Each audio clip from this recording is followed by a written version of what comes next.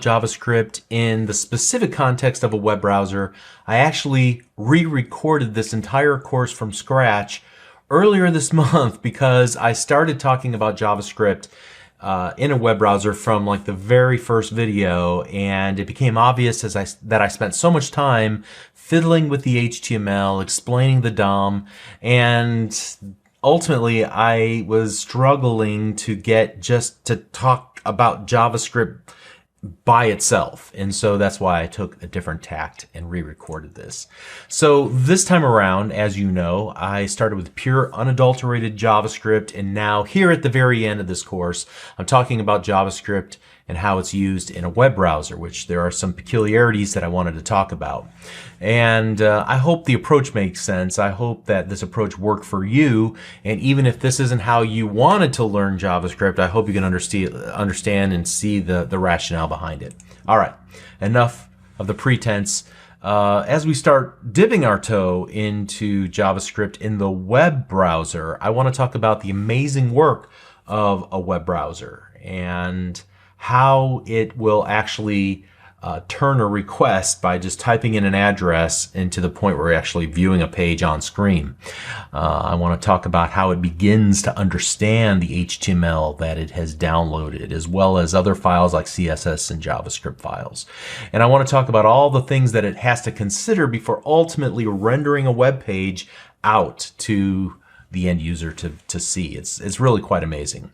So let's start at the very beginning. I don't want to talk about all the process of requesting and resolving to an IP address and all that. Let's just speak in very broad terms. There's a request made from the web browser to a server, and ultimately an HTML file will be downloaded, or I should say a collection of HTML is downloaded to the web browser. And then there are references to other resources like CSS files and JavaScript files and things that begin to be downloaded as well. Kind of all this happens really at the same time, along with everything else I'm going to talk about here. And this isn't really intended to be deeply technical. I'm really just going to paraphrase the general order of events because I'm not really privy to what goes on inside of a web browser. I haven't really looked at the source code. But at any rate, while it's downloading all the resources, it has its HTML. Now it's grabbing its CSS. Now it's grabbing its JavaScript. And it's working asynchronously in the meantime with what it does have in hand, in memory, as it's continuing to grab these resources down. Well, while that's going on, the browser is beginning to construct this object-based representation of the HTML elements in the HTML page, and it constructs them into a series of objects that are called nodes.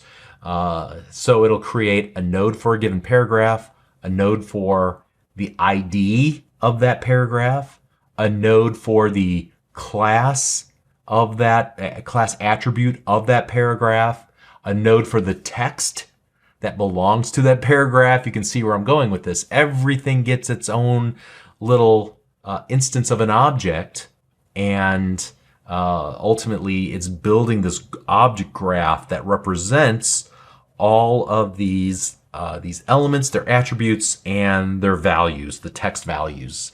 And so each element node could contain other element nodes as well. So a paragraph could conceivably have some div tags, or probably more likely vice versa.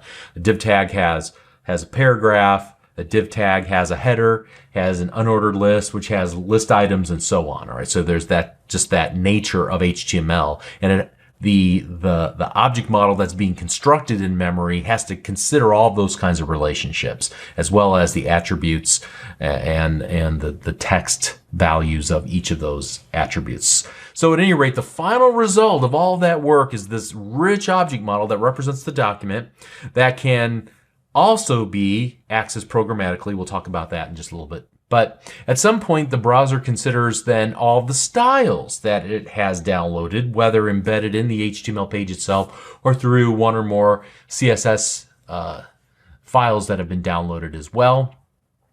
And it also has to consider any of the default styles for elements. So these are ones that are baked right into the web browser. It starts to decide which styles will overwrite the other styles, which values will overwrite the other values. And so now it has to then start to apply those styles to the various nodes inside of this large object graph of node objects. And once it's kind of settled on which styles to apply to each of the individual nodes, it then has to calculate how much space each of those will take up on the web page, all right? So that it can essentially at some point visually render those onto the web page for the end user to view. The next thing that it's going to do is it's going to start to parse through the JavaScript that it's been downloading from various files, and it'll determine what needs to happen and when it needs to happen. So some code can be executed immediately. Some code is attached to the various events of the various nodes in this object graph of nodes that represent the web document. And we're going to see this in a little bit. It'll impact how we write our code and where we write it in the HTML document. So when we're talking about this collection of nodes from a programmatic standpoint, as well as the entire API of the methods and properties that we can access programmatically to change things about the nodes that represent our document, to modify them, to add new nodes, to remove nodes, things of that nature, as well as the web browser as a whole and all of the functionality that it provides to us, like the ability to manipulate things like the history, the console window, and any of the other debugging windows that might be available. Take all of that into consideration, and that is at essence something called the Document Object Model, or the DOM, all right? And so we'll talk about the DOM in the remainder of this video, in the next couple of videos. But eventually, after it's taken all those things into consideration, then it finally will render the page visually to the end user. But its work is not done at that point. Now it's listening for the user's interaction with the various nodes inside of the document. And when the user interacts, it might click or hover or mouse up, mouse down. It might use a keyboard. You know, the user can interact with the various elements on the page in various ways. And if the software developer or the web developer has attached event handlers, functions that should be called in response to those interactions, those events, then the web browser has to say, oh yeah, we have these two functions that we're going to call because the user clicked on this button. Go ahead and execute those two functions now. All right, so when we create those associations, HTML actually gives us a couple of ways to create those associations, but we're going to look at some programmatic only ways to create those associations. We'll talk about that in the next video. But at any rate, as developers, we can also interact with other APIs that are exposed to us. For example, most web browsers expose the console window so that we can write little error messages out like we've been doing up to this point. So we're primarily interested in the document object model as JavaScript developers. Again, it contains an object graph that represents every element, the attributes of those elements, the text that might be associated with those elements, and the relationship between two elements. You know, one might contain the other, or they might be siblings, and so on. Each of these objects are referred to as nodes, as I said earlier. And I just want to make the point really quick that when we're talking about nodes inside of the document object model, that shouldn't be confused with Node.js, the environment that we've been using up to this point to execute our various little JavaScript examples. They're completely different. They have no relationship to each other. All right. So at the highest level, you have the document node, and the document node will contain one or more element nodes, and each of those could contain other element nodes, but each element node will probably have some attribute nodes associated with it, and maybe a text node associated with it. Okay. So the DOM also includes a rich API. So lots of functions that we can call in order to access the various nodes, their attributes, the text, and so on. All right. So we can find a specific node or a collection of nodes that match our criteria. And then once we have a programmatic handle to a given node or multiple nodes, then the API also gives us some functions that we can use to modify the values of those nodes. Everything from changing the text of a node to changing the attributes of the node, like changing the the class that is associated with that given node. We can remove nodes, we can add nodes, all that programmatically. The API also allows us, as I mentioned a little bit ago, to associate events that are raised by the web browser, usually because the end user triggered the event with a mouse over, a click, whatever the case might be. As developers, we can associate our functions with those events. And then finally, the API provides some helper functions to perform various things. One that comes to mind is network operations, like being able to call out to another web server to grab data or to grab some other code that can be executed. But finally, there are several ways that we're going to talk about in this video to basically write your JavaScript in a web page or associate your JavaScript with a web page. And if you have professional aspirations, then you should be aware that not all of these techniques are smiled upon. In fact, most of them are frowned upon. There's one that's not. So you might see some examples, and here we'll just add this to our existing page here that I just created randomly in dom-intro.html.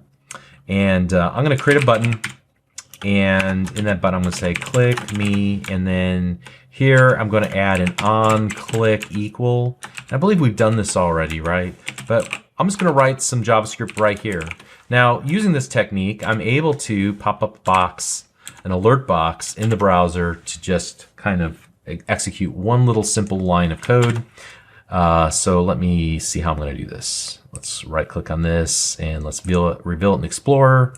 And from here, I can double click in. It should open up my default web browser. I click me, and I get a message box, an alert that pops up with the little message that says hi. Okay. And I could also do something a little bit different. This might be a little bit more akin to what we've been doing, console.log. And I could do hi in the console. All right. And let's just refresh that page. So I'll hit refresh. I'm going to hit F12 on the keyboard. This will allow me to see the console tab. And specifically, I want to look at the logs. When I click the click me button, hi in the console. Okay. So hopefully that all makes sense. Now, using this technique, you're only going to be able to write one line of code at a time. Maybe two, you might have to write some, but there's no doubt that just keep writing a bunch of statements here inside of this on-click event right in line in the button is not a great idea. So your other decision is, or choice is to actually add a script tag, like so. Now, for reasons that I'll explain a little bit later, typically you don't see script tags added there. You would probably want to put them at the bottom of the document. And the reason is pretty simple, that the web browser is going to look at the code line by line, and if it encounters a script tag up here and we reference elements in the body, those elements may not have been loaded yet into the document object model. If we put the script at the very end, we can ensure that everything above this has been loaded already, so we can reference the various elements in our HTML, all right, or the various nodes in our document object model, to say it in a more programmer-friendly way.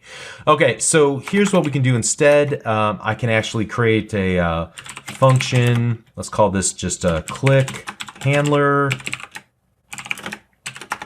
And, I could even just add message.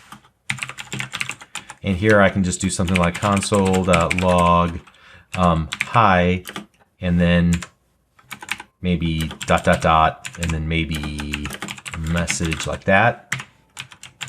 So now in the onClick, I can kind of wire this up and say, hey, call click handler, and I'll just say from the button click event.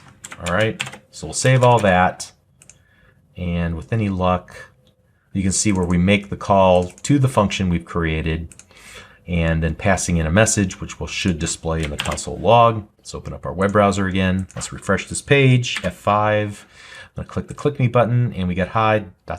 from the button click event. All right, so you might be wondering, well, wait a second. You are calling a function before it is defined in your JavaScript.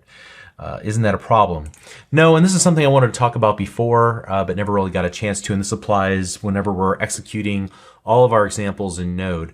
Function declarations are hoisted to the very kind of top of the execution environment. So the JavaScript compiler will go through and look for all the function declarations. It'll put them at the top. It knows where they're at now, and then it will continue to execute any additional code. So this is, in essence, added then to the top of the execution chain. So by the time we get to the click event handler for this button, JavaScript's already very aware that this function exists. All right, so small point there. But these techniques of using this onClick equal and the script tag in this manner, these are generally frowned upon professionally. You probably want to do what's called separate your concerns. So your JavaScript it might be more appropriate to keep it in its own file and to kind of remove all of these references like this, like we have there. So I'm going to say, don't write JavaScript in your HTML page. All right. And some people might argue with that and say it's perfectly fine. And, you know, it just depends on how much JavaScript there is and what your professional aspirations are and the other programmers and what they're doing in your group. But generally speaking, what you want to do is kind of just add your code to another file. In this case, I'm going to create another file. I'm going to call this dom.intro.js, right? And then what we're going to do is actually wire up the event handler to the button click event, but we're going to wire it up in our code. So what we're going to do to start off with is to create an iffy. So remember how to do that? We're going to create function, going to wrap it in a parenthesis, and then we're going to say execute immediately. All right. And in here, what we'll do is we'll define our function, or the click handler. And then I'm also going to, let's go here to our dom.intro.html. I'm going to give this guy an ID. And I'm going to say your ID is my button. All right. In fact, I hope you don't mind that I'm going to delete all of this out of here. All right, and I'm going to delete all of this out of here. It's gone now. And I'm going to go into the dom.intro.js. And the first thing I need to do is get a reference to my button, all right, or my button. So what we'll do is let my button equal document dot get element by ID, and then give it the ID I want, my button. All right. Next thing I want to do is go my button, add event listener. I'm going to say which event I want to listen to. In this case, I want to listen to the click event. And when that happens, I want to call click handler. And I guess I could pass in a message if I wanted to at this point. So hi from my iffy, right? Now I need to go back to the dom.intro.html. Here I'm going to add a script tag like so, script. Type equals text /JavaScript. Source equals, and then we'll give it the name dom.intro.js, like so. Save that. And now, hopefully, let's load this guy up, refresh, and you can see I did something incorrect. Let's go back here. Let's get rid of all of this business right there. All right, now we don't want to call that method just yet. We just want to wire it up to the button and say whenever the click, we want to listen for the click event. When that happens, then we want you to execute click handler. All right. All right, now that we have that in place, let's go ahead and refresh. Click me, and there we go. Now we get pointer event, not exactly what I was looking for. if it's really important to us to pass in the message, which I actually forgot about, sorry, what I'll do is just kind of wrap this call inside of a function expression. So we'll go function like so, and inside there we'll make the call like that. And then hi from iffy. All right, that should work, hopefully. So let's save it. Let's try that again. There we go. That is what I wanted to happen. Okay, so had a lot to say in this video about the DOM and about how to attach your JavaScript into a web page and still access the various elements of the document object model or this document object by using helper methods like getElementById, passing in the ID, and now getting a programmatic reference, which we can then use to add or even remove event handlers to. In this case, I'm just adding a function expression to make a call into another function that I created earlier. All right, hopefully all